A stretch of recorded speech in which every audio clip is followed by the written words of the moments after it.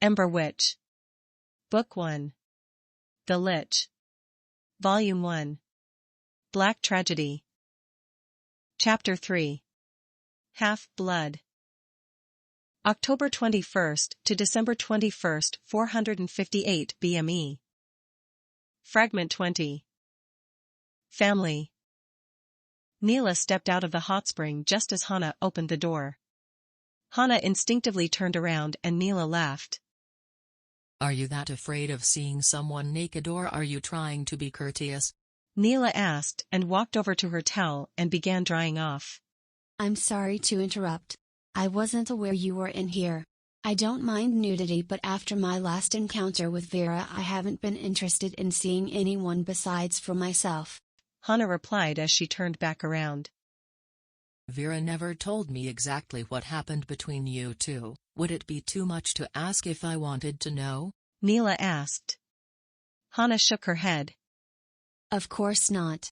As you were aware, during my mentorship with her we began to grow close. After a few months of training together she opened up to me and eventually we had sex. I assumed it was just her way of manipulating me into teaching her more than she was ready for, which of course was true, but there was more to it. I am guessing that she fell in love with me over our time together, and when the time came for me to return to my life she wouldn't take it lightly. She began to feel bitter and betrayed. She would argue with me about every aspect of necromancy, from its uses to its history. One night she had been attempting to raise a zombie but wasn't using the correct amount of components. I tried to correct her but she wouldn't take my advice. After trying to stop her from performing the ritual she struck out at me. We fought for some time before she bested me. After that night we haven't spoken until yesterday. I don't blame her for feeling the way she did back then, after all she was only 15. Hana replied as Neela wrapped the towel around her waist. I assume those components were bodies of the recently deceased. Despite being a murderer she does have her hang-ups over certain ethical issues. Neela replied and walked over to the door. Your assumption is correct. I know that the rituals have a certain amount of ethical issues to them, but to understand your enemies you must practice their ways. Maybe one day she will come to understand that there's a reason for those requirements. Vera is the only god that still exists, at least in a physical sense. We all know the history, but the truth is that Vera has been pulling the strings for years. Hana replied and Neela looked back. You preach your god's teachings and even practice her rituals but shun them at the same time. How could you not see the hypocrisy? Neela asked, and Hana took a step forward, placing her hands together at her waist. There is a difference between attempting to summon creatures and abominations and practicing the rituals that give your strength. What Haru and his clan are doing will only end in their own destruction. I am no hypocrite. I take no action that Vera herself wouldn't teach. My church is not a clan of bloodthirsty animals. We are a devout collective of beings dedicated to the only God who actually listens. Tell me one thing before you leave. Have you ever had reoccurring dreams? Dreams so vivid you could swear they were real? Hana asked with a calm tone. If I have, would you say that they are visions? Neela asked and Hana nodded. Neela opened the door and stepped forward. I will consider that the next time I dream of a great orb of blood and bone. Neela replied, then stepped out of the room, closing the door behind her. Hana pondered the possible meanings of the dream for a moment, before she removed her robe and stepped lightly into the warm water. A light knock rapped against the door, and Vera, not wanting to stand up, called for Fevra to enter. She didn't have to ask who was at her door, because she could feel his pressure crashing out like waves. She, however, was half surprised to see Cress behind him. Vera sat up and placed the book she was reading on the floor. I take it you two made a decision? Vera asked as Cress approached slowly. She undid the straps that held her utility belts on her body, and they fell to the floor. Vera watched silently as Cress removed clothing, dropping each article to the floor. She crawled onto the bed and pushed Vera to her back, kissing her from stomach to neck. Vera expanded her collar and enveloped Cress in it, then ran her hands across her soft fur. They began kissing as Cress ran her hand into Vera's pants. She started to moan softly at Cress's touch, then breathed heavily as Cress removed her leggings. Fevra was pulled over to the bed by a deep red aura as Cress continued to undress Vera. After Vera was laid naked before the two, she sat up and with the help of Cress began pulling at Fevra's leggings. They slipped to the floor and the two women began. Hana shook her head and rolled her eyes as Vera's color reached her. She clearly was attempting to get under her skin, but after so many years she didn't even care. She let the water soak over her body and inhaled the steam. Having to deal with Haru and his tiny band of zealots was going to be a pain, but it had to be done. The group had been causing disrespect and arguments to break out within the church, so often she had no choice but to exile them. Obviously it wasn't just arguments, but the amount of time spent screaming at each other and keeping a group of over 40 mages from killing each other or setting the building on fire far outweighed the time spent in worship and prayer. The Church of Vera had set up a semi-temporary chapel within a run-down bank that had been moved due to the frequency of robberies that occurred. It was a far cry from the chapels devoted to the false gods, but it was serviceable for their needs. The vault served as the main ritual site. Their weekly offerings would be sacrificed upon an altar within the center of the room. The corpse would then be divided amongst the church on a rotating basis. Most of the sacrifices would consist of small animals such as goats, rabbits, and pigs, but on occasion they would get a deer or cow. On the days where a small animal was sacrificed, the meat would be given out to the poorest and most in need of the church. What Hana wished people would understand about the church was that it isn't evil. Just because they worship a god that presides over death, rape and sacrifice doesn't mean that the entire congregation are murderers and rapists. Of course there are a few members who have questionable views and others that have done those things, but putting the blame on the entire church wasn't necessary. She stood from the bath and let out a sigh, then began drying herself. When you look up at the stars, do you ever think something else is out there? Jason asked as he pointed out to the millions of stars twinkling in the darkness. Of course, the gods are out there keeping an eye on us, guiding us to the right places. Irina answered, then turned to her husband with a smile. I mean besides the gods. Take Nava for example. The greens and blues of its own must mean that there is life beyond that of Haven. Jason said and smiled back. I don't think the gods would have stopped with just Haven. Doesn't it ever bother you that we are alone? Not alone but alone in the sense of the greater picture. There are millions of stars up there. What if each of those was like the sun? Each with a haven of its own. There could be life beyond our imagination out there. Jason said, and Irina laughed. Perhaps, but how would you discover this life? Only birds can fly, no magic can allow Rin to reach the moon.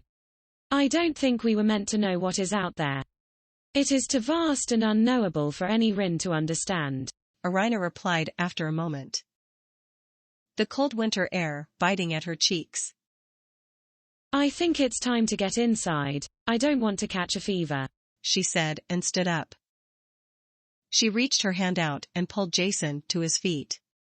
They walked the short distance to their home and closed the door, keeping the warmth from the fire inside. Dear gods, you three. It's time to get up, Neela said as she pulled the blanket off the bed. Vera groaned and attempted to sit up but couldn't move. Cress pulled her face off of Fevra's pelvis with a large pool of drool coating his fur. Fevra was the last to move, rolling off of Vera, who began pushing and clawing her way off the bed in a frantic manner. What time is it? Cress asked in a groggy tone as she wiped her face off. It's far too late and far too early to be just now realizing that you three fucked for several hours last night. Get up and get dressed. Vera, you know what you are up against. Cress, you and I need to begin our research, Neela said, then dropped the blanket on the floor. God's crest, do you spin around while you sleep? My side is bruised and you left drool all over my crotch. Fevra asked, stretching his legs as they were finally untangled from Vera's. Sorry. I don't usually stay in bed after sex, Cress said, standing up, stretching out her body. Neela shook her head and placed a hand on her face in a disappointed but joking way. Just get dressed and meet me in the entrance, she said, then walked out. Cress shrugged and cheerfully stepped around the room, gathering her clothing. Fevra reached down and picked up his shirt and pants, then slipped them on. Vera, however, stayed nude. She stepped up to her table and grabbed a bottle filled with a deep red liquid. She uncorked the bottle and took a deep inhale, letting the aroma sink deep. She tipped the bottle and let a small amount of the liquid drip onto her hand. She set the bottle down, then ran the liquid over her body. She placed the cork back and leaned against the table, watching Cress as she pulled her thigh-high stockings on. I've always loved that perfume, Cress said and smiled as she finally got her underwear on. Funny thing is, Hana was the one who got me it in the first place, Vera replied as she rolled the bottle against the table. Fevra stood from the bed, now fully dressed, and met eyes with Vera, who rolled her eyes in response. He stepped forward and kissed Vera deeply, pushing her against the table, causing the bottle to tip over. Vera ran her hands against his face, reaching up to his ears, causing him to mumble something incomprehensible. Cress pulled her shirt on and gathered Vera's clothes into a pile. I'll give you some privacy, Fevra said as he pulled away from their kiss. We have plenty of time to continue that, you better give her your attention, Vera said and pushed Fevra back. He smiled and turned around to see Cress eagerly awaiting his attention. He stepped forward and Cress flew into his arms. They kissed passionately, interlacing their fingers together. Vera stepped around them and began dressing. She had gotten her leggings, socks, and boots on before their kiss ended. Alright Fevra, let's go kill some necromancers, Vera said, then pulled on her shirt, then grabbed her cloak and stepped to the door. You're leaving without this, Cress said as she walked in front of Vera. She leaned forward and kissed her on the cheek. for good luck, Cress said with a smile, and Vera rolled her eyes, but smiled back. This doesn't make us a couple, remember we are Cynders first, Vera replied and opened the door. What does this make us? Fevra asked, which stopped Vera in her tracks. I don't know, Cress and I have been sisters since we were teens. We have had sex together before this and probably many times after. Adding you into the mix only complicates what we already were. I am not after love like those childish girls you'd come across in the streets. I don't need a relationship like that. I don't want a husband, I don't want to get married or have children. I only want to have a friend who I can trust, someone who I have faith in. I love you Fevra with my entire being, I would die for you and Cress would do the same. What do you think this makes us? Vera asked as she looked back at her siblings. we are family, there doesn't have to be anything more than that. Cress answered and grabbed both of their hands.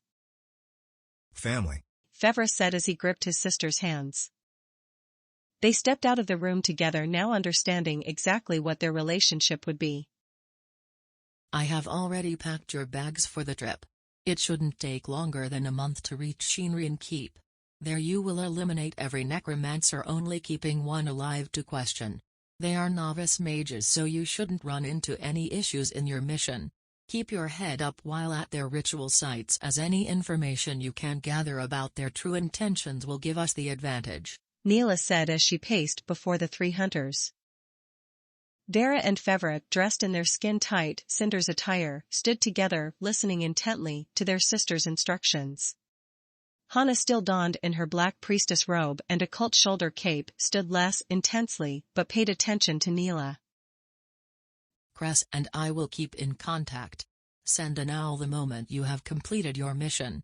Don't spare any details. I want to know exactly how they died, what they were doing and how many bodies they managed to desecrate. Kaisha is awaiting my report on this matter. She has promised 10,000 gold for this job. Don't disappoint me. I clearly don't have to worry about that, but that is what I was told to say, Neela said with a smirk, and Fevra felt a pain in his side as Vera jokingly elbowed him. You each have a skill that will be useful in this. Vera is the best mage, She will be able to handle anything that comes your way. Fevra has the best tracking skills. His history and obviously his race will ensure that if needed you can track them anywhere they hide. And finally Hana. You have the most knowledge about them. What they are capable of and most importantly who they are. The three of you will not fail. Neela continued, then turned to the table and grabbed 3 items. She turned around and held out one hand to Hana. This is an imp tooth. If you are injured, place this on the wound and its toxins will help heal and ease the pain, she said, and Hana took it with a nod.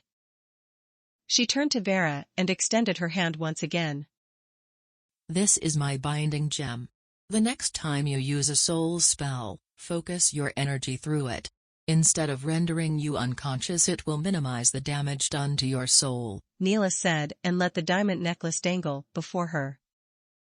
Vera took it and wrapped it around her neck, then smiled. Lastly, this is for you, she said and held out a large silver cuff. Fevra looked at it with a puzzled expression.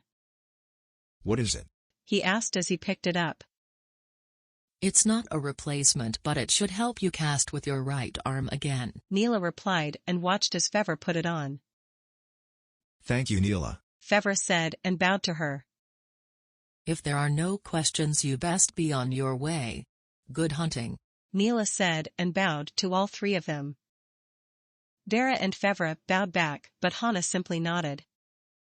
You are telling me that Takashi is dead? How in the void did this happen? Haru asked with a saddened tone. His clan sister Vera killed him during a confrontation in Halcyon. Apparently Persian was attempting to run from his duties before the Cinder and her partner came across them, Jinra said as he watched the old man pace. Do they know about us? I was expecting that the Cinder would come after my clan, but do they know about our arrangement? Haru asked in a near panic. Jinra shrugged and leaned against the tree he had been standing by for the past 6 hours. I couldn't say. I only know of Takashi's fate. Persian may have been captured, and if he was, then there is no doubt he would talk. No matter what happened, my king will not take this lightly. You promised me that your experiments would be completed by now. You promised me that the Firan would be thrown into chaos, and neither of those have been achieved. I won't be able to keep you safe if the entire Cinder comes down on your head. You realize that, don't you? Jinra asked, and Haru frowned. The Noki Elven that stood before him was one of, if not the best mage they had. If he wasn't able to protect the clan, they were surely going to die before they ever finished their work. Please, I'm begging you, we only need 2 more months. Just 2 more months and I promise you that your king will get his blade. Please don't let us die without giving you what we promised you. Our most recent summoning was a complete success. We have the creature in the cryptum as we speak. Just 2 more months and I assure you that we will have a functioning blood blade. Haru pleaded. You say you have a beast here in the keep? Show me.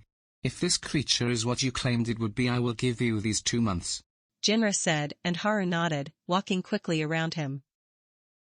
It's this way, I promise you won't be disappointed, he said, waving for Jinra to follow. They walked through the main gate and across the courtyard to the main entrance door. Haru pushed the door open with a struggle, due to the door being partially damaged during the downfall of Shinran. He showed Jinra to the main staircase, which was split in a circular fashion around a grand clock that had long stopped ticking. Its face held not only the fire script for each hour of the day, but 5 symbols as well. Each symbol was unique and almost alien to Jinra, but he could tell that they held some historical significance to the Firen. A triangle with a flame in the center stood at the top near where Jinra assumed the 12 was. Moving down the clock face, where the 6 would be positioned, laid a curving line that ran through and around a diamond shape. In place where the 3 would have been, sat a set of individual lines, perpendicular to each other, with a set of 6 small circles in between each line. Where the 9 should be, sat a jagged line of what appeared to be mountains, and directly in the center where the hands would have been if they hadn't been smashed into pieces at the bottom of the stairs laid a pentagram with each of the symbols of the gods placed in an upside-down fashion. Jinra assumed that this castle used to hold a great sect of god worshippers. The symbol of the church had changed long before his time due to the Elven's ban on Vir worship. He did find it odd that the king would give any indication that Vera worship was still prevalent within Valsala. Yet alone hire a clan of necromancers to do anything, but it wasn't his place to ask questions. The king ordered him to gather necromancers, and so he did. Haru ignited a small green flame in one hand and pressed it against the top symbol. The triangle pushed in and made a loud clicking sound, then moved back into place. He next moved to the jagged line and spun it upside down with another click. He moved to the set of perpendicular lines and pressed a sequence of circles each with their individual clicks. He squatted to the diamond and pressed it, and it clicked, then took its original place upon the clock. He finally stood up and spun the large pentagram into its correct position. The sound of multiple clicks and clatters sang out in an offbeat manner, then the entire clock began to roll into itself. Starting from the diamond, it split in half, then rolled upward on both sides. Each number was its own triangular section that pushed inward, then rolled up into the next section. Haru waved Jinra forward and stepped into the maw that this clock had been concealing. Jinra marveled at the contraption for just a moment before he followed the old man into the dense darkness. They stepped down a long and steep staircase that had been carved from black granite into a dense yet impossible forest. The air around them was dense with old magic that had long ago kept this forest from overtaking the keep from below. Trees grew to be over 100 feet tall. Mass amounts of moss and vines lined the walls that were carved from the very stone the keep sat upon. A singular statue had been erected but had been so overgrown that it was impossible to see what it once was. They walked through the trees on a pathway that looked to be recently made until they came to a clearing. Standing on wobbling bone-thin legs, still freshly painted with blood and viscera, stood a ball of rotting flesh and meat. It turned at the sound of the approaching meal and belched a screech that echoed across the woods. Jinra turned to Haru and placed a hand on his shoulder. 2 months. Vera set up the tent since the mud canned. Hana demanded and shot Fevra a dirty look. First off, my name is Fevra, and second, we don't have to take this kind of shit from you. Who wants the most dangerous weapon known to Rin? You. Who knows exactly where it is and is the only person who can lead you to it. Oh yeah, me. So why not be a little nicer and maybe, just maybe, I won't leave you alone in the evergreen. Fevra replied as he dropped the bundle of sticks he had between his stump and chest. For the love of Cetra, would you two stop being so dramatic? It's been a week since we left Myopia, could you just shut up for a day? Vera said angrily. Hey, I'm not the one constantly making comments about her. If I had to guess, I would say she hates me. Fevra replied as he stacked the sticks into a circular pit he had dug minutes before. Hate you? Why would I hate you? It's not like you're a mutt who can't wield a fucking sword. Maybe it's the smell you give off when you're wet, or maybe it could be that I just don't trust you to bury my shit, let alone finish a fucking job. Hana replied, standing over Fevra. Vera rolled her eyes and began unrolling the tent on the ground. What is your deal? I have been working for the Cynder for 2 years. I have been brought in by Neela and even have the Morden's blessing. If we are talking about trust, then why in the fuck should we trust you? You worship the very practice that we are trying to stop. For all I know, you could be luring us into a trap so you can use our bodies as ingredients for your experiments. Fevra said, standing up and looking down into Hana's eyes. Are you really that stupid? What the fuck would I want to use your mangy corpse for besides for a cloth to wipe my ass with, and even that is too good for your kind? Hana replied, staring back at him. My kind? Are you shitting me? How many Lyran do you see running around? None. My people have been within the evergreen for hundreds of years. There are none of us out here. What the fuck do you think we are doing? Coming out at night and stealing away babies to eat? There is nothing out here that we already didn't have in the forest. Fevra screamed as he was now understanding where the argument was going. What exactly brought you clear out here? It definitely wasn't curiosity. As you said, you already had everything you needed in your forest, so what brought you here? Oh yeah, that's right, you butchered your brother and pack mates. The only Lyran that come out of that forest are murderers, thieves and rapists. The same people who wander into villages and continue their plundering on the smaller people. Hana replied, which caused Fevra to take a step back. You can't blame the actions of a few people on an entire race. Am I proud to be seen as an outcast, as a criminal here to pillage, rape and murder the innocent? Of course not, but I am not like that. I have made my life from the moment I was exiled to bring justice to my brother. To keep those who wish to do harm from making the same mistakes that others have. Fevra screamed and bared his teeth. Justice? You are a murderer who now kills for money. How is that justice? You should have been beheaded for what you did, necromancy or not. That is justice. A killer gets what he deserves in the eyes of justice, not freedom and a government-sanctioned license to kill. All you mutts are the same. You come out of your forest and expect the fire to bend over backwards for you. You expect that no one will punish you for the crimes you committed because you have a fucking scar on your forehead. You think that a little burn mark was punishment enough, so you come out here ready to kill again, Hana said, pointing to his head with disgust. You have got to be kidding me. Are you really going to stand there and spout that racist bullshit just because a few Lyran didn't take their exile as a punishment? You have no idea what you are talking about. Fevra replied, still baring his teeth. I have no idea what I'm talking about? How about the mass grave I had to dig for my entire family?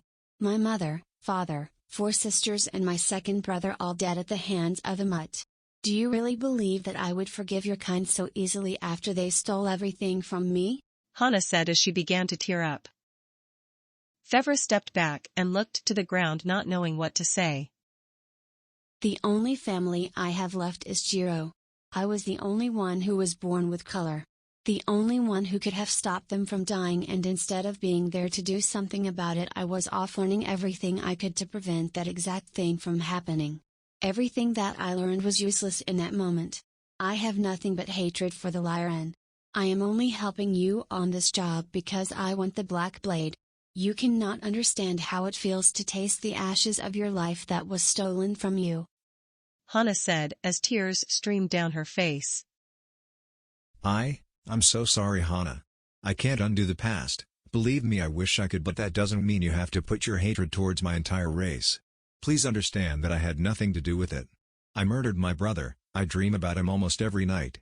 I do understand how it feels to lose everything, but I have built a new life for myself. Vera, Cress and Neela are my family now, and I want to live every day knowing that what I did was not in vain. My brother died so I can have a life here. Fevra said after a moment. Just get the fucking fire started, Hana said and walked away. Fevra looked down to the ground where the half-finished fire pit sat, then looked up to see Vera standing next to him. She took his hand in hers and kissed him on the cheek. I knew this would be an issue when I went to Jiro's bar, but we need her. I can't convince her to change. Are you seriously going to take her to the Blade? Vera asked softly, and Fevra sighed. I don't think we have a choice. If I don't give her what she wants, she could turn on us. The Cynder is only 4 members now. If she controls even half of the church, she could convince 20 mages to wipe us from existence. I don't want to take that chance. I don't want to lose anyone else, especially you. I can't guarantee that we will even reach the Blade before the mages storm the Cherry Blossom, and even if we do, that Blade has the power to control minds. Who knows what it will do with us when we take it? Fevra replied, holding her hand tightly. I will be there to stop whatever happens. Trust me, Vera said, then kissed him deeply.